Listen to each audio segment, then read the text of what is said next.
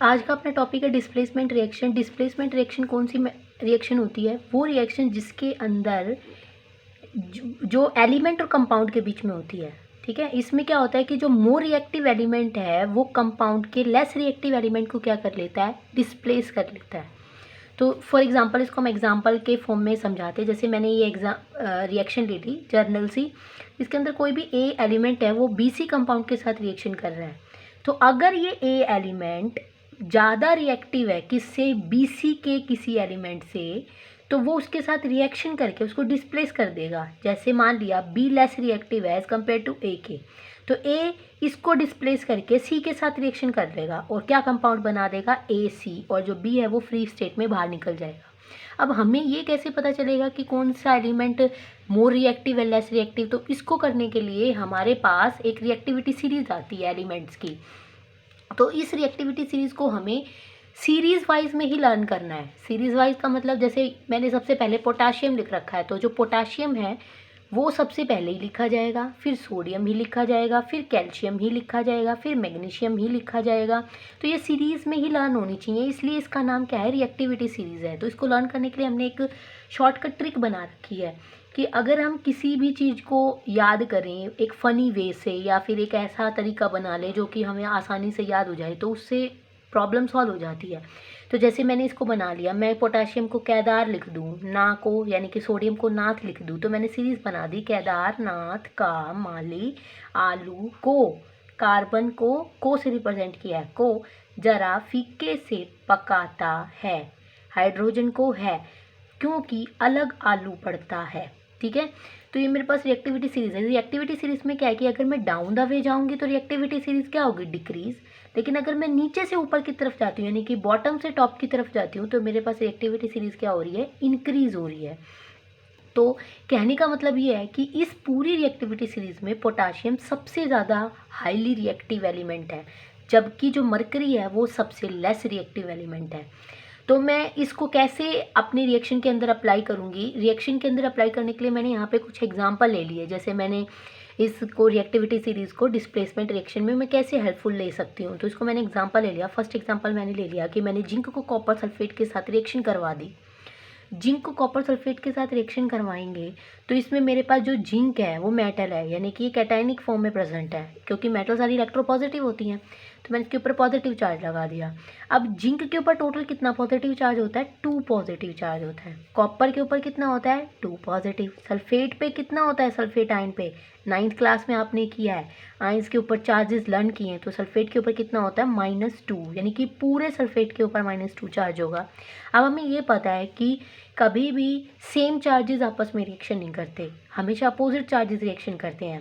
तो एक तो ये चीज़ हमें ध्यान रखनी है। दूसरे में क्या ध्यान रखना है कि ये दोनों एलिमेंट है जिंक और कॉपर में कौन सा सबसे ज़्यादा रिएक्टिव है? यहाँ पे जिंक पहले आता है, कॉपर बाद में आता है, यानी कि जो down the way reactivity series decrease हो रही है, यानी कि copper less reactive as compare to zinc के, इसलिए जिंक कॉपर को क्या कर लेगा? डिस्प्लेस, और डिस्प्लेस करके क्या बना देगा? Zinc sulphate. जिंक सल्फेट का फॉर्मेशन कर देगा और कॉपर फ्री स्टेट में बाहर निकल जाएगा।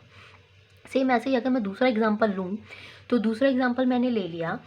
इस रिएक्शन को कंप्लीट करके लिख देते हैं कि जिंक जब इसके साथ रिएक्शन करेगा कॉपर सल्फेट के साथ तो ये बना देगा जिंक सल्फेट और प्लस कॉपर फ्री स्टेट में निकल जाएगा। अब मेरे पास आता है कि मैंने कॉपर की सिल्वर नाइट्रेट के साथ रिएक्शन करवा दी। अब हमें पता है कि जो सिल्वर है उसके ऊपर कैसा चार्ज होता है? +1। नाइट्रेट पे कितना चार्ज होता है? -1। कॉपर पे कितना चार्ज होता है? +2। ठीक है, कैटाइनिक है। अब ये दोनों तो आपस में रिएक्शन करेंगे नहीं, किसके साथ करेगा? कॉपर नाइट्रेट के साथ कॉपर रिएक्शन करेगा। अब हमें ये भी पता होना चाहिए कि कॉपर ज़्यादा रिएक्टिव है या सिल्वर ज़्यादा रिएक्टिव है। तो मैं एक बार रिएक्टिविटी सीरीज में देखती हूँ, कॉपर पहले आता है सिल्वर बाद में आता है, यानी कि कॉपर इससे ज़्यादा रिएक्टिव है, तो ये इसको डिस्प्लेस कर देगा। इसको डिस्प्लेस करके कॉपर नाइट्रेट बना देगा और सिल्वर यहाँ पे फ्री स्टेट में बाहर निकल जाएगा। अब मैं यहाँ पे मैंने अपनी रिएक्शन लिख ली कि मैं सिल्वर को जिंक ऑक्साइड के साथ रिएक्शन करवाऊँ, सिल्वर को जिंक ऑक्साइड के साथ रिएक्शन करवाऊँ। मैं लिख देती हूँ सिल्वर मेरे पास क्या है? Ag, जिंक ऑक्साइड ZnO, इसके साथ अगर मैं रिएक्शन करवाऊँ तो ये क्या बनाएगा? कैसे बनाएगा? देखना, ये फ्री स्टेट में है, ये इसको डिस्प्लेस करेगा। तो क्या सिल्वर जिंक से हाईली रिएक्टिव है? देखना यहाँ पे मेरे पास रिएक्टिविटी सीरीज में सिल्वर बाद में आता है, जिंक पहले आता है। जिंक सिल्वर से ज़्यादा रिएक्टिव है। अगर जिंक सिल्वर से ज़्यादा रिएक्टिव है तो जिंक इसको डिस्प्लेस होने ही नहीं देगा। तो इस केस में मेरे पास जो प्रोडक्ट बनेगा वो क्या होगा? नो रिएक्शन टेक्स प्लेस, कोई भी रिएक्शन नहीं होगी। ये मेरे पास आती है डिस्प्लेसमेंट रिएक्शन। तो एक बार मैं इसको फिर से दोबारा से रिवाइज करवा देती हूँ कि डिस्प्लेसमेंट रिएक्शन कौन सी रिएक्शन होती है? इट इज़ ए रिएक्शन, ये एक ऐसी रिएक्शन जो कि किसके बीच में होती है? एलिमेंट और कंपाउंड के बीच में। क्या होता है इस रिएक्शन में कि जो हाईली रिएक्टिव एलिमेंट होता है वो कंपाउंड के लेस रिएक्टिव एलिमेंट को क्या कर लेता है? डिस्प्लेस कर लेता है। तो इसको मैं एक जर्नल इक्वेशन से समझा रही हूँ। क्या कि मैंने ए को बी सी के साथ रिएक्शन करवा दिया, यानी कि मेरे पास कोई भी ए एलिमेंट है और बी सी क्या है? कंपाउंड। तो इसको जब मैं इसके साथ रिएक्शन करवाती हूँ तो ये हमें क्या देगा? अगर ये जो बी है वो ए से लेस रिएक्टिव होगा तभी ये कंपाउंड बनाएगा ए सी। तो यहाँ पे जैसे बी ए से कम रिएक्टिव है, लेस रिएक्टिव है, तो ए सी के साथ बना लेगा, यानी कि बी को डिस्प्लेस कर देगा और क्या बना देगा? ए सी, और बी मेरे पास फ्री स्टेट में बाहर निकल जाएगा। इसको ध्यान रखने की क्या है कि हमें कैसा पता चलेगा कि ये रिएक्शन डिस्प्लेसमेंट रिएक्शन है? तो इसको क्या हम कैसे याद रखेंगे कि मेरे पास रिएक्टेंट में भी एक एलिमेंट फ्री स्टेट में होना चाहिए और प्रोडक्ट में भी मेरे पास एक एलिमेंट फ्री स्टेट में प्रेजेंट हो। अगर ऐसा है तो वो रिएक्शन कैसी होगी? Displacement reaction. आपको नॉर्मल वो ऐसे भी क्वेश्चन दे सकता है कि फॉर एग्ज़ाम्पल जैसे मैंने क्या किया, मैंने एल्यूमिनियम को रिएक्शन करवा दी जिंक क्लोराइड के साथ। जिंक क्लोराइड के साथ मैंने रिएक्शन करवा दी एल्यूमिनियम की। तो यहाँ पे क्या होगा कि हमें क्या देखने की ज़रूरत है कि अगर मैं इसके साथ इसकी रिएक्शन करवाती हूँ तो मुझे एक चीज़ यहाँ पे ये भी ध्यान रखना है। वो क्या रखना है कि मैंने बताया कि रिएक्टेंट में मेरे पास रिएक्शन एक एलिमेंट होना चाहिए। ठीक है, वो आपसे क्वेश्चन ऐसे भी पूछ सकता है कि वो सिर्फ आपको रिएक्टेंट दे दे और पूछ ले कि इसको प्रोडक्ट को कंप्लीट करो, कंप्लीट द रिएक्शन बोर्ड के एग्ज़ाम में, या कंप्लीट द रिएक्शन और फिर बैलेंस भी करो। दोनों तरीके से क्वेश्चन पूछ सकता है। तो मैंने यहाँ पे क्या किया, मैं सबसे पहले ये देखूंगी कि क्या ये कॉम्बिनेशन रिएक्शन है। कॉम्बिनेशन रिएक्शन तो नहीं है, क्योंकि कॉम्बिनेशन रिएक्शन में तो मेरे पास दो प्रोडक्ट रिएक्टेंट होने चाहिए, दो रिएक्टेंट है, हो सकती है कॉम्बिनेशन भी। एक बार मैं डिकम्पोजिशन देखो, डिकम्पोजिशन तो हो नहीं सकती, क्यों? डिकम्पोजिशन के अंदर मेरे पास क्या है? डिकम्पोजिशन रिएक्शन मेरे पास एक ही रिएक्टेंट होना चाहिए, ऐसा भी नहीं है। अब मैं डिस्प्लेसमेंट रिएक्शन देखूँ, डिस्प्लेसमेंट रिएक्शन क्या कहती है? एक एलिमेंट फ्री स्टेट में होना चाहिए। क्या यहाँ पे रिएक्टेंट में एक एलिमेंट फ्री स्टेट में है? हाँ है। तो ये कौन सी रिएक्शन होगी? Displacement reaction. और ये इसके साथ रिएक्शन कर लेगा एल्यूमिनियम क्लोराइड और जिंक यहाँ पे फ्री स्टेट में निकल जाएगा।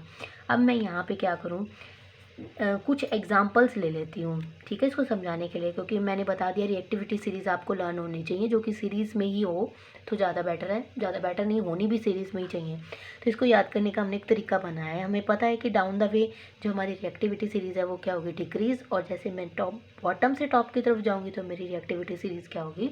इंक्रीज़। अब मेरे पास आता है, मैंने एग्जांपल से मैं इसको समझा रही हूँ। क्या है कि मैंने जिंक को कॉपर सल्फेट के साथ रिएक्शन करवा दी। तो जिंक और कॉपर के बीच में अगर हम देखें तो जिंक ज़्यादा रिएक्टिव है। अगर ज़्यादा रिएक्टिव है तो जिंक कॉपर को डिस्प्लेस कर देगा और रिएक्शन बना देगा zinc sulphate plus copper free state में बाहर निकल जाएगा।